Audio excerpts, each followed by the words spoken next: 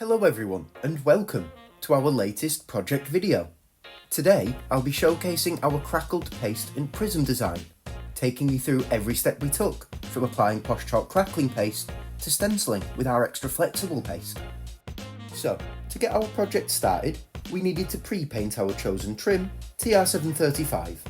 We'd already applied a base coat of Nuit de More by Magic Paint and a layer of Posh Chalk crackling gel to our canvas, so we could allow them to dry naturally.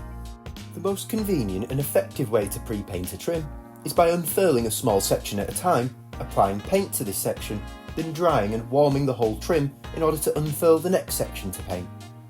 As you can see here, we did this with the same paint, Nuit de More by Magic Paint, that we'd used on the canvas until we had a fully painted trim still in its coil so it can be easily warmed up for use later. The next stage of this project was applying a coat of our Posh Chalk crackling paste so it could react with the Posh Chalk crackling gel we prepared the board with and contribute to creating the look of an antique from a bygone era.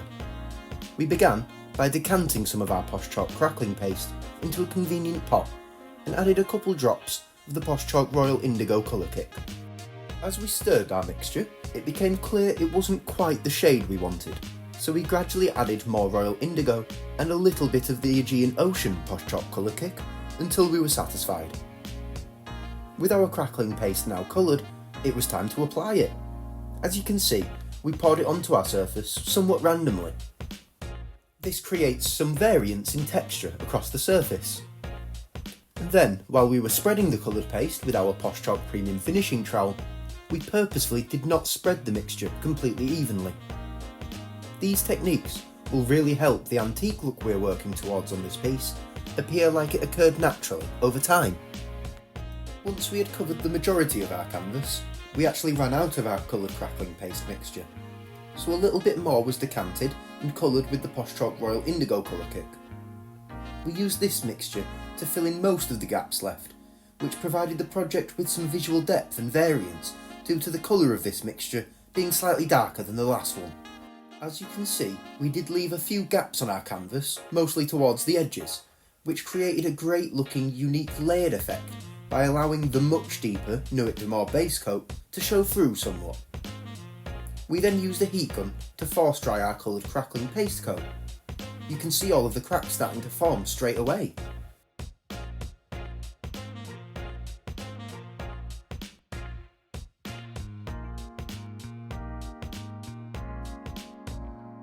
Now it was time to move on to stenciling. We had selected the Posh Chalk Prism Premium Stencil and our Posh Chalk Extra Flexible Paste for this particular project. First, we placed our stencil onto the canvas in the top right corner, and then some of the extra flexible paste was decanted into a pot so we could colour it with the Posh Chalk Rich Ochre colour kick. This was done gradually, stirring as we went to ensure that we arrived at the exact shade we wanted.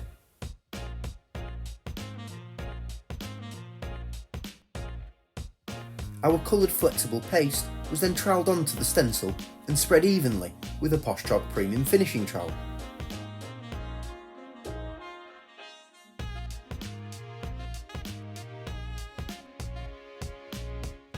At first, we only applied a fairly thin layer of our coloured flexible paste. This allowed us to then drip some of the rich ochre colour kick directly onto the surface through the stencil. Due to the colour kicks being very highly pigmented, only a couple small drops were needed. This was then spread across the stencil, again using a Posh Chalk Premium Finishing Trowel, creating streaks of more intense colour in our stenciled on design. As we peel our stencil back, you can already see the unique effect that this technique creates. Because we'd done that stenciling with the Posh Chalk Extra Flexible Paste, when we force dried it with a heat gun, the paste also puffed up, creating a 3D bubble-like effect.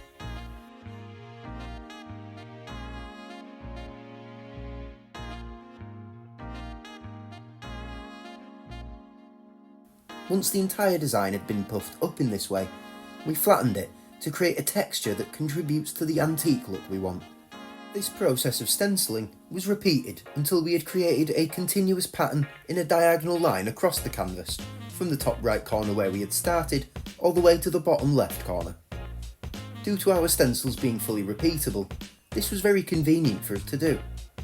Also, we always recommend cleaning your finishing trowel in between each use to avoid creating any imperfections on your piece.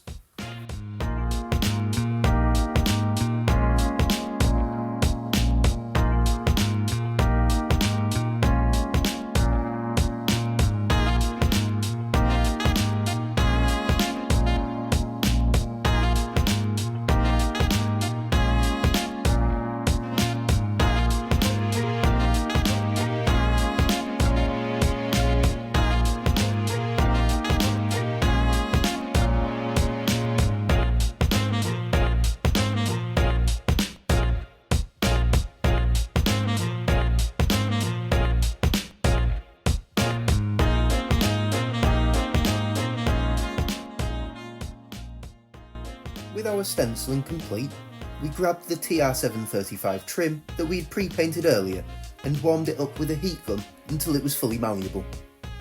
Using our canvas to measure what size they should be, we unfurled 2 sections of our trim and cut them free from the coil. We then applied wood glue to the entire footprint of one of these sections of trim and pressed it onto the surface along one of the borders of our stencil pattern. This section of trim was then heated again in situ and pressed onto the surface more firmly to finalise its adherence. During the time it took to do this, our other section of trim had cooled down, so we heated it up again until it was malleable enough to adhere in the same way.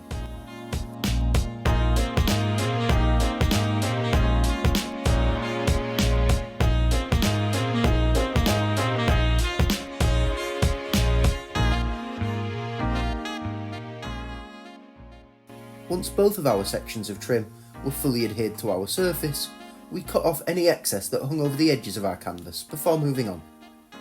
Our last step on this project was to do some shading. First, we applied a very minimal coat of Posh Chalk patina extending wax across the project's surface with a Posh Chalk wax extender brush. We then used a small paintbrush to apply Posh Chalk dark brown patina around the edges of the canvas and along the outer edge of both sections of our trim. We then applied another coat of the patina extending wax, again with a wax extender brush. This feathered the shading out across the piece, creating a much more subtle effect. We also specifically didn't apply any of the patina inside the sections of trim where our stencil pattern was, so it could remain vibrant and colourful.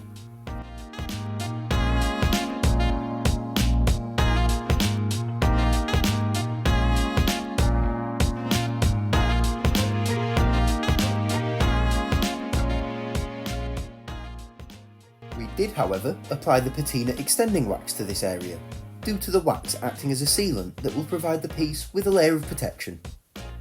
Finally, any excess wax was removed from the surface with a paper towel. So, here is the result. We think this one perfectly captured the look we wanted, of an old antique relic found in a now dilapidated but once grand building. Please let us know in the comments below what you thought of this piece. And if we inspired you to start your own project, let us know, we would love to see it. Thanks for watching. If you enjoyed, please leave a like, it does really help us out. And if you want to see a new project video every single week, subscribe to the channel.